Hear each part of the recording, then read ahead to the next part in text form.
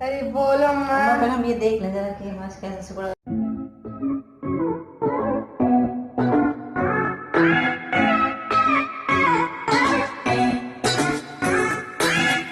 Hello students, welcome to my channel. तो आज हम स्टार्ट करते हैं 11th अकाउंटेंसी का फाइनल अकाउंट। फाइनल मतलब ये बिल्कुल ही फाइनल है। इतनी सारी चीज़ें जो पढ़ी हैं आपने वो यहाँ आकर के पूरी हो जाती हैं।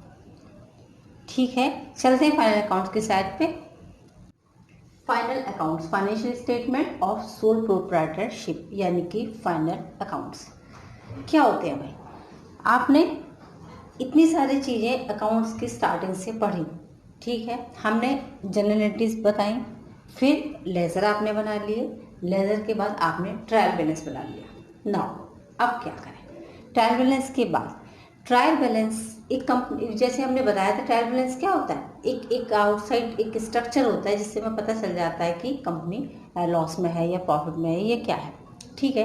अब फाइनेंशियल स्टेटमेंट, ये फाइनल अकाउंट्स ये क्या होते हैं? देख, छोटी सी डेफिनेशन जैसे हमने लिखी हुई है यहाँ पर।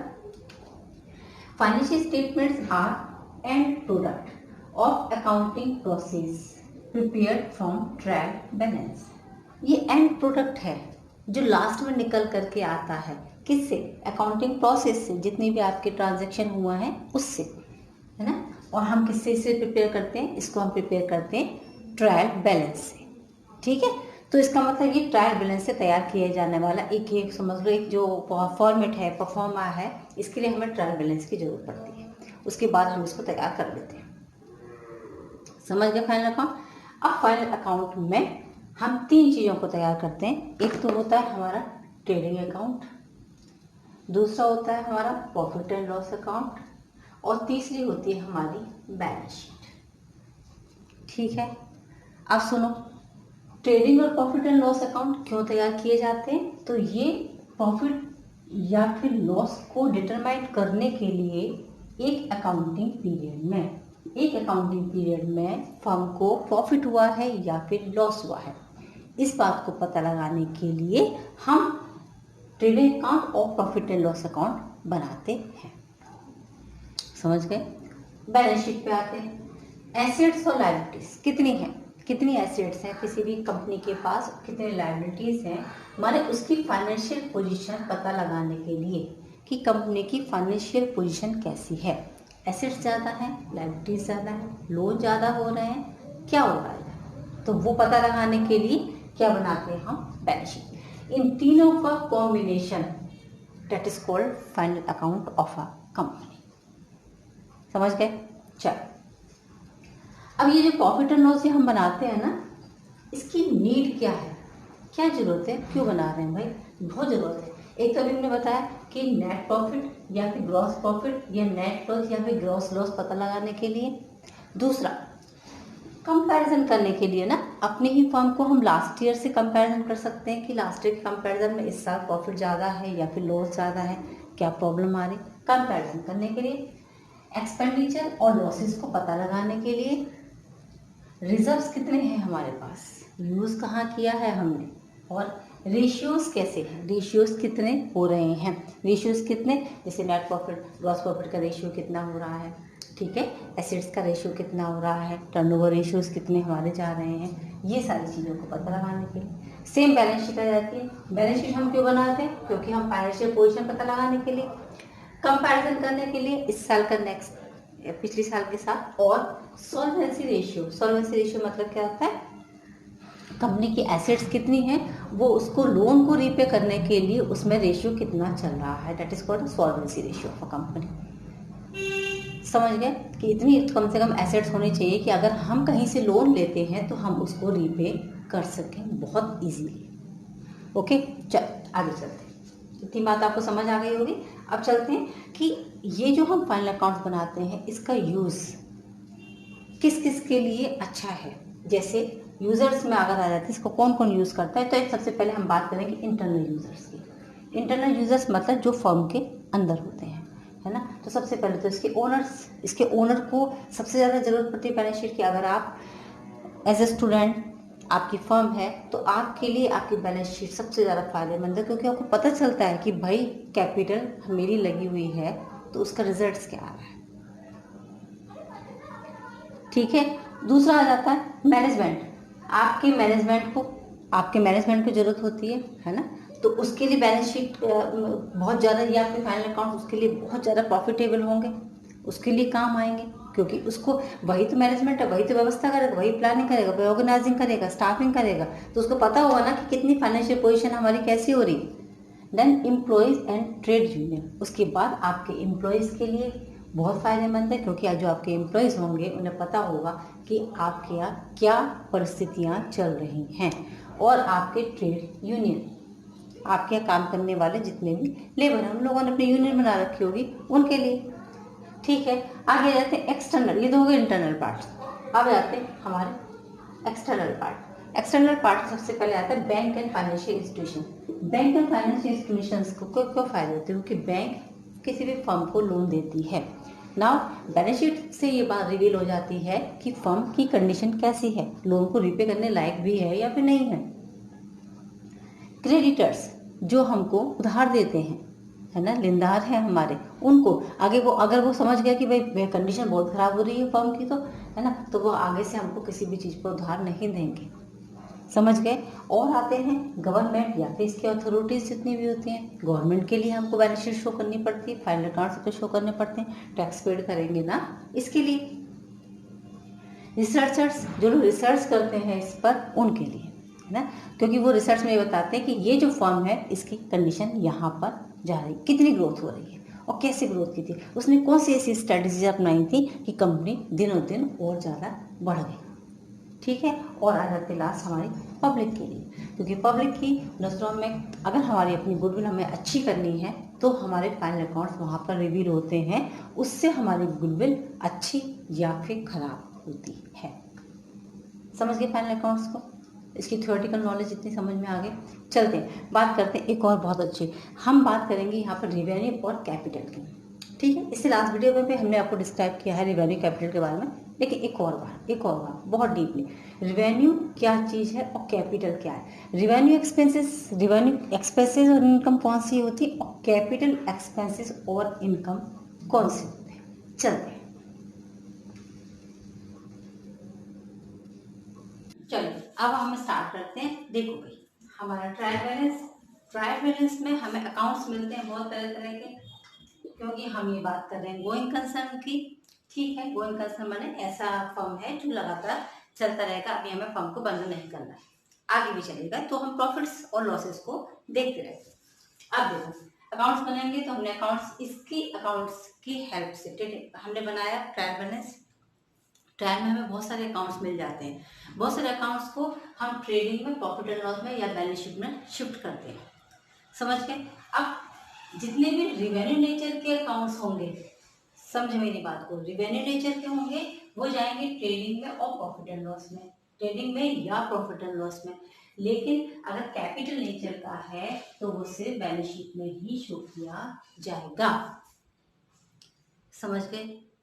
कैपिटल नेचर का, अभी कैपिटल नेचर का क्या होता है बताया है, लेकिन एक बार और रिवाइज करा देते हैं। कैपिटल एक्सपेंडिचर ये रियल अकाउंट है, कैपिटल एक्सपेंडिचर रियल अकाउंट होता है। वो सारे एक्सपेंसेस, ऐसी ऐसी चीज़ों पर किया जाने वाला खर्चा जो लॉन्ग टाइम में हमें बेनिफिट देता है। समझ गए।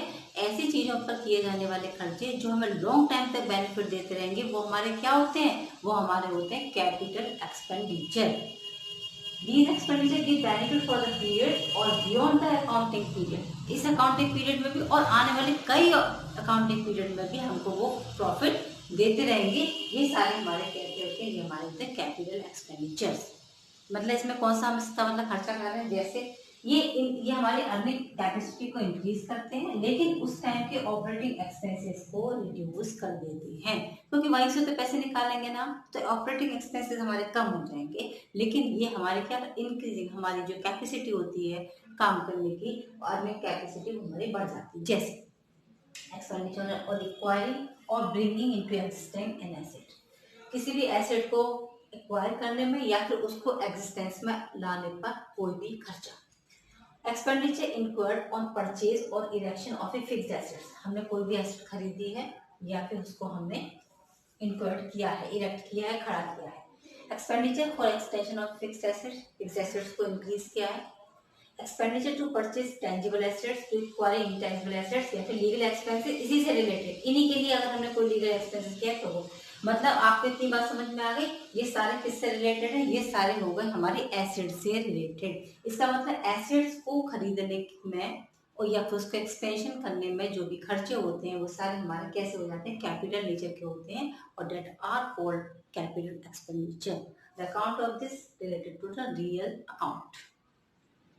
समझ गए? इसका मतलब जो ये नहीं होते वो ये होते हैं, बात खत्म हो गई। जो कैपिटल एक्सपेंडिचर नहीं है इसका मतलब वो रिवेन्यू है। रिवेन्यू मतलब ऐसे खर्चे जो हमारे एक अकाउंटिंग पीरियड में निपट जाते हैं। ये रिकरिंग नेचर के होते हैं, ये बार बार होते हैं, बार, जैसे सैलरीज है, रेंट है, वेजेस देनी है, पार का खर्चा देना है, हमको डेप्रिसिएशन लगना है हमारा, ये बार बार होते रहते हैं। पर ये ऐसे खर्चे हैं जो बार बार नहीं होते हैं। ठीक है। These expenses give benefit within the accounting period, जैसे day to day expenses, salary, rent, wages, power है, repairs, maintenance, depreciation, purchase, stock, जो एक साल के अंदर हम स्टॉक को खर्च कर लेते हैं, वो वाला स्टॉक।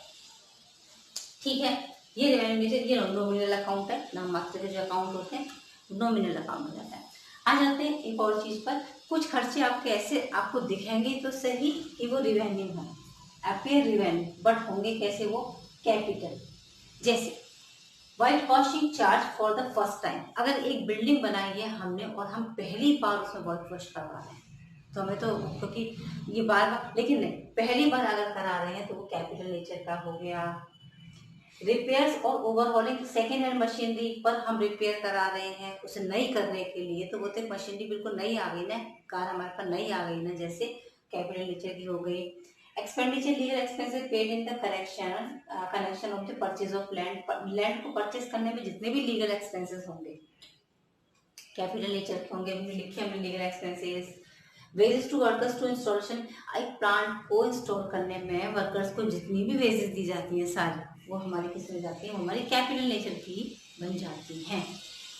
समझ आ गया? ये तो हमारे एक्सपेंडिचर हो गए। बस अब इसी के जैसे ही इसके रिवेन्यूज यानी कि इनकम हो जाती है, जो हमारे रिवेन्यू इनकम और कैपिटल इनकम कहलाती है। एक और चीज़ होती है, एक और चीज़ होती है, वो होती है डिफर्ड रिवेन्यू एक्सपेंडिचर। बस उसे समझा रहे हैं आपको, बस फिर हम सीधे ट्रेडिंग अकाउंट के साइड चलेंगे। चलें, तो पहले बात करते हैं अपने कैपिटल रिसीट्स और रेवेन्यू रिसीट्स की। कैपिटल रिसीट्स देखो, यहाँ रिसीट्स होगी, जैसे उसकी वहाँ पे हमने एक्सपेंसेस पढ़ाए, यहाँ पर ये उसका ऑपोजिट हो जाएगा, यहाँ पे मिलेगा मिलेगा भी सेम, जैसे amount receive realise by sale of fixed assets, इसको बैलेंस शीट में शो किया जाता है। नॉन रिकरिंग नेचर के होते हैं, बार बार नहीं आएंगे। These receipts are not for payment of business, business के जो डेली के पेमेंट्स होते हैं ये उनके लिए नहीं है, ये वो बेनिफिट नहीं है जिससे हम अपने डेली के यूज के जो खर्चे होते हैं उन्हें पूरा करेंगे, उसके लिए नहीं है। Not receive from normal business activity, क्योंकि ये नॉर्मल बिजनेस एक्टिविटी से रिसीव नहीं होते। इसका मतलब कहाँ से होंगे, जैसे फिक्स्ड एसेट्स को हमने सेल कर दिया, ठीक है, उससे हमें ये रिसीव हो जाते हैं, या फिर शेयर्स, बोनस शेयर्स इशू कर दिए, शेयर इशू कर दिया, डिवेंचर्स, लोन ले लिया, ये वो होते हैं। अब पढ़ते हैं रिवेन्यू रिसीव। तो ये amount receive from sale of goods, ये जो हमने अपनी गुड्स यानी जिस चीज का हमारा बिजनेस है उसका, उसकी सेल से जो हमें अमाउंट होता है, जो हमें इनकम होती है, वो हमारी क्या होती है, रिवेन्यू रिसीव्स होती है। शो इसको ट्रेडिंग में या फिर प्रॉफिट एंड लॉस में हम शो करते हैं। ये रिकरिंग नेचर के होते हैं, बार बार आते हैं, बार बार आते हैं, बार बार आते हैं। यूज फॉर बिजनेस एक्टिविटी, इसको हम बिजनेस एक्टिविटी के लिए यूज करते हैं। और receive from normal business activity, कैसे रिसीव होती है, जो हमारे बिजनेस की एक्टिविटीज होती है नॉर्मल, उससे हम ये रिसीव हो जाते हैं।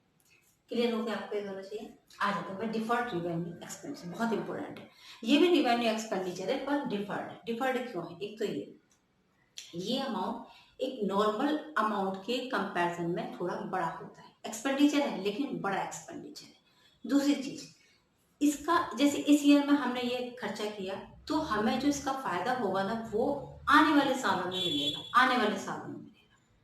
ठीक है। जैसे जैसे एडवर्टाइजमेंट डिफर्ड एक्सपेंडिचर होता है, एडवर्टाइजमेंट एक्सपेंसेस, जैसे हमने इस साल में अपने एडवर्टाइजमेंट पर खर्चा किया, आने वाले सालों में तो हमें फायदा होगा जब हमारी गुडविल बनेगी तब, पर हमें खर्चा अभी करना पड़ेगा, क्या कहलाएगा, डिफर्ड रिवेन्यू एक्सपेंडिचर। समझ गए? डेफिनेशन पढ़ेंगे। This revenue expenditure is incurred during an accounting period, but it is estimated that its benefit will extend beyond that accounting period. उस accounting period के बाद में उसका बेनिफिट हमको मिलना वहां पर शुरू होगा। समझ गए मेरी बात को? ठीक है। अब आप इससे कह सकते हैं ऐसे तो प्रीपेड एक्सपेंसेस भी हो जाते हैं, उनको भी तो हम पहले से पेड कर देते हैं, फिर हमें बाद नहीं, प्रीपेड एक्सपेंसेस में हमको वो अमाउंट पता होता है या हमको पता नहीं है कि हमको कितना फायदा होने वाला है। ठीक है, आगे चलते हैं। ये करेंट ईयर में अगर डेबिट प्रॉफिट एंड लॉस में अगर हमने इसको राइट ऑफ कर दिया है तो ये डेबिट साइड में जाएगा प्रॉफिट एंड लॉस के। अगर डिफर्ड एक्सपेंडिचर को जो भी हमें बताया है वो, और अगर नहीं किया है नॉट रिटन ऑफ, तो फिर ये बैलेंस शीट के फिक्टिशियस एसेट्स इस हेड के अंदर एसेट्स हेड में इसको शो किया जाएगा। ठीक है ना? ये किसी भी और अदर एक्सपेंसिव कंपैरिजन में ये थोड़ा सा बड़ा होता है, ये भी हमने आपको ये बात बता दी, जैसे एडवर्टाइजमेंट डिफर्ड रेवेन्यू एक्सपेंडिचर्स होते हैं। आई थिंक आपको इतनी बात क्लियर हो गई होगी। चलेंगे वो अपने फाइनल अकाउंट्स की साइड, और फाइनल अकाउंट्स में अब हम आपको पढ़ाएंगे सबसे पहले ट्रेडिंग अकाउंट। लेकिन ट्रेडिंग अकाउंट के लिए आपको मेरे नेक्स्ट वीडियो को वेट करना पड़ेगा। तो मिलते हैं नेक्स्ट वीडियो में ट्रेडिंग अकाउंट के फुल फ्लैश एक अच्छे से कॉन्सेप्ट के साथ, जो आपको बहुत ईजी लैंग्वेज में क्लियर हो सके। तब तक के लिए चिल्ड्रन इसको रिवाइज करें। Take care, good bye.